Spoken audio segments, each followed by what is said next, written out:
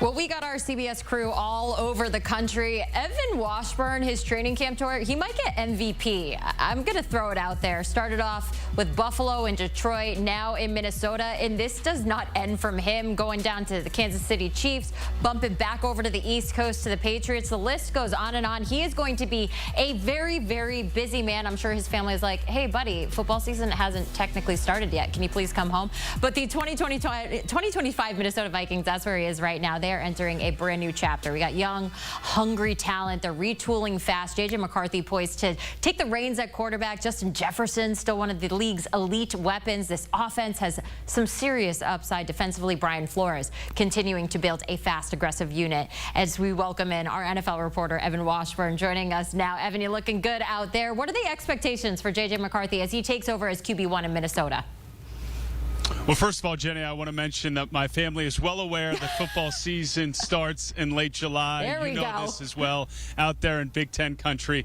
Look, expectations are kind of mixed in the sense that for the team, for what they could do if they get capable quarterback play, are through the roof. This is a NFC championship caliber team, a Super Bowl caliber team, if they can have a strong, if nothing else, just average quarterback play from J.J. McCarthy. And that's what makes this, honestly, in my opinion, one of the more fascinating teams here in late July, early August, before we get into the meat of the season, because we just don't know what we're going to get from a guy who got to play a little bit in training camp last year, one preseason game, looked great, and then had to deal with a knee injury all offseason and has to build himself back up and now wear the weight of all those expectations. So it's one of those things where we could talk about it, which we will today. Excited to get out there to practice, talk to Kevin O'Connell and some of the guys and get a sense for how it's going. But we won't really know until we get into the season. You mentioned Kevin O'Connell there. If he can guide J.J. McCarthy to a playoff berth, it would mark the third quarterback he's led there in as many seasons. What does that say about his coaching style and just him in general? Well, look, he's been deemed, as some in the past have as well, as a QB whisperer, and I think in his case there's some validity to that moniker. I think what Kevin O'Connell has in his bag that some don't is he's lived it. He was a quarterback, obviously, in college at San Diego State, was a late-round draft pick, spent some time with the Patriots, bounced around this league on rosters, so he knows what it's like to feel not just expectations, but the pressures that come with the position. He's an extremely bright guy. He's got some real emotional intelligence as well, how he handles young people. He's still pretty young himself. We're not far off in age, so I always feel like he's a young man out there coaching. And I think you put that all into the mix here, and it produces a coach and a specifically offensive play caller and quarterback coach, if you want to put that in there as well, a guy that's perfectly suited for what he's tasked with right now with J.J. McCarthy, how he handled Kirk Cousins coming into that situation, what he did with Sam Darnold.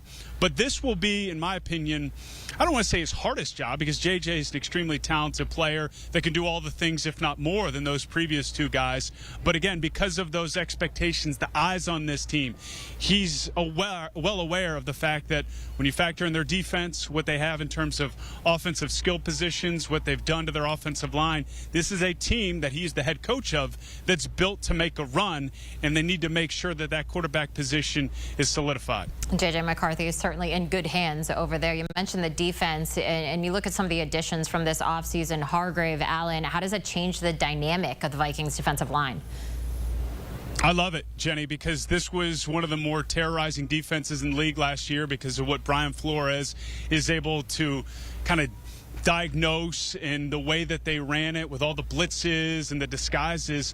But now they're really solidifying the interior, really on both sides of the ball. When you look at this team from a 30,000-foot view, it's clear the offseason priority outside of J.J. McCarthy at quarterback was we need to be tougher inside. And defensively, they did that with Jonathan Allen and Javon Hargrave. So they only add to what was an extremely effective defense that I think will just be better this year as long as they can stay healthy. That's always the caveat this time of year. We can make these wild sort of statements about how good a unit or player will be or team, but it comes down to health in a lot of scenarios. But I really like, again, the investment in the offseason at the line of scrimmage to be tougher in those big moment games. Remember, specific to that playoff loss to the Rams and then the Week 18 loss to the Lions, they got beat up inside on both sides, and I think they recognize that with what they did in free agency and the draft. Should be mentioned, added Donovan Jackson out of Ohio State, the guard. Evan Washburn holding it down in Minnesota, giving us the latest from Vikings camp. I hope your family can give you lots of kisses on FaceTime, and I look forward to chatting with you throughout the rest of this week. You can catch all the action, the NFL on CBS. We got you covered. It's returning September 7th. Not only is our cast and crew going to be out at all these games, but we're sending our pregame show out as well. We can't wait for football to be started. You can catch it all on CBS and streaming on Paramount+.